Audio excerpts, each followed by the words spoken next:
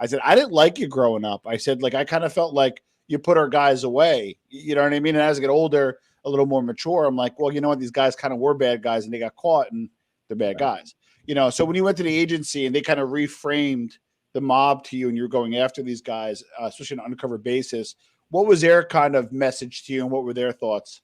Well, it was a slippery slope for me, right? My background alone, I had to go for a really in-depth background to get my clearance, to get my authorization to even become a task force member with them and to work for them in their buildings. So just being a Hudson County guy alone, it didn't matter where you're from. You know, you already had that stink and that taint on you that you could be corrupted. You could have somebody or an associate. So right out of the gate, they were very, very skeptical of you. Yeah. What's that, Jay? I think, geez, but you had no problem. But you had no problem. I did. I did. You know what? In my early investigative career, I had problems because I'll just give you an example. You have the Waterfront Commission, you'd have the FBI, and you have local and county PDs doing their investigations, right? Yeah. And we're all over the same targets. But if my target was Giovanni Rocco, and the Bureau's looking at him, and the Waterfront's looking at him, and they have all these people, you're fighting over the same piece of meat, you know? So it was a battle to try to, you know, when you had a good case or information, they were trying to steal your information to make it their case. Then they started working collectively. They caught on that, you know, it's better as a collective partnership. But again, they were always skeptical of, you know, and again, there were law enforcement leaks all over the place. I worked with guys that wound up and turned out to be dirty guys from different, whether it was NYPD on the Jersey side, it didn't matter. Guys, there were leaks all over. Early in my organized crime years, when I was just doing investigative stuff, I hated it. I was chasing bookmakers and loan sharks back in the day. And they were all guys from my neighborhood. I was pissed. You know, I was pissed because here I'm, you know, following this old guy that I knew from my neighborhood, had a bread route, and he's doing bookmaking on the side, and I'm doing surveillance on him all day. And I don't want to pinch this guy, you know, but I had to. It's my job, and I took an oath to do it. But at the end of the day, I hated it. I really did hate it. But yeah, he got, you know, he I guess what he was doing was wrong. And then when you got into the weeds on these guys, the low hanging fruit was one thing, but the tough mobsters, they'd kill you in a minute. You know, back in the day, there were some bad guys. Now, just for people watching, well, you were. Go ahead, Jason.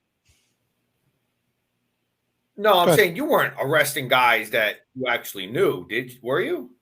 Yeah, early in my career, yeah. I mean, guys that I you know, like I said, I played in their backyard. You know, guys I knew, guys I grew up with sometimes. If it crossed back in, if there was a case that crossed back into my area where I grew up, and again, these guys had a stronghold, whether it was, you know, I was doing work in Hoboken, Jersey City, Bayonne. Everybody knew everybody back then, you know? So, yeah, I crossed paths with guys. Well, Jason, what he would do is he'd run up the bill, and then rather than pay him, he'd arrest him. Just kidding. I don't want to mess with the pension. Just kidding. All right.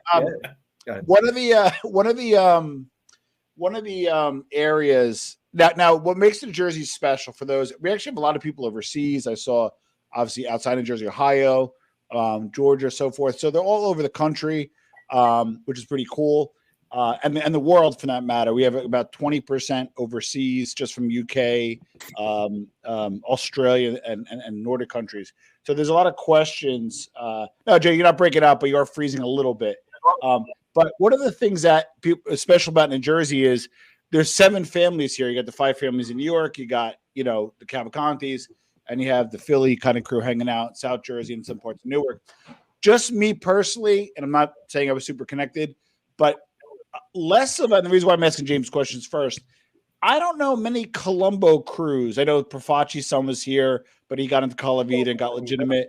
I don't know many Colombo crews in Jersey. In your investigation, your period, Giovanni, any Colombo activity that you remember? Oh yeah, there's a lot of Colombo activity. Oh, there was. Okay. Yeah, back in the day, early 90s, and even into the late 90s, 2000s. I had a satellite office one time, and it was on the waterfront.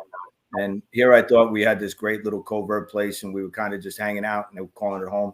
And here comes a made guy. He's a capo, and he had an office in the same building as us, and he was running his business, and he was wound up. And what city was that in, Giovanni? That was in Jersey City.